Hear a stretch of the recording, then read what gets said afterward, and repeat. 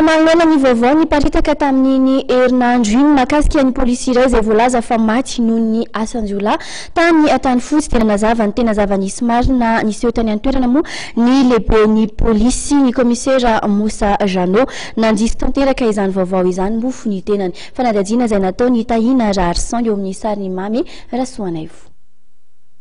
Tsy maty noho ny resaka asan-jiolahy ilay polisy maty tany Antanifotsy tamin'ny farany herinandro ny Pasika teo, fa maty noho ny resaka aretina tamin'ny fo. Io fanazavana nomeny komisera Moussa Jano lehibe ny polisy eo Antanifotsy manoloana ny vaovao izay miparitaka tato ato. Aretina namoizana an'ilay polisy hoy izy. Tsy izay nahita an'ilay izy nivoaka tamin'ny gazety koa zany hoe misy tranona polisy voatafika eto zany dia tena miteny hoe officiellement fa tsy marina ary tsy marina regny voalaza tamin'ny gazety regny.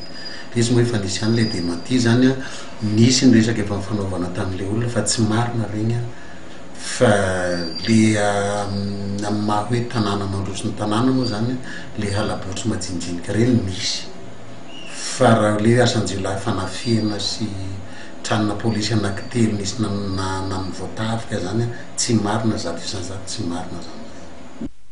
Amin'ny ankapobeny dia milamina ny tanàna Antanifotsy raha mahakasika ny tsy fandriam-pahalemana no resahana hoy ity manambonina ity hatrany.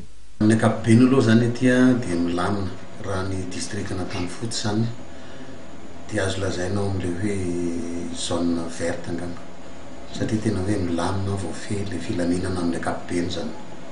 Tsisy olana ny asan'ny polisy amin'ny resaka fitaovana ndraindray le tsy fampiana fitaovana moa zany tsy ny polisy rery no tsy amin'ny fitaovana io fa presque ny asa-panjakana hitovizana fa zany hoe miainga amin'ilay ampelantanana zany tsy maintsy ampiasaina izay manana zany dia hatreto aloha mahafapo ny vokatra zany.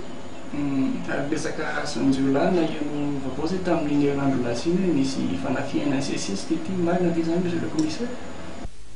Manana ny anjara ndraikiny amin'ny lalam-pirenena fahafito iny ny komisarian'ny Antanifotsy na dia somary lavitra indrina ary. Tao anatin'ny herinandro maromaro izay dia efa vokatra tsara maro no azon'ny polisy.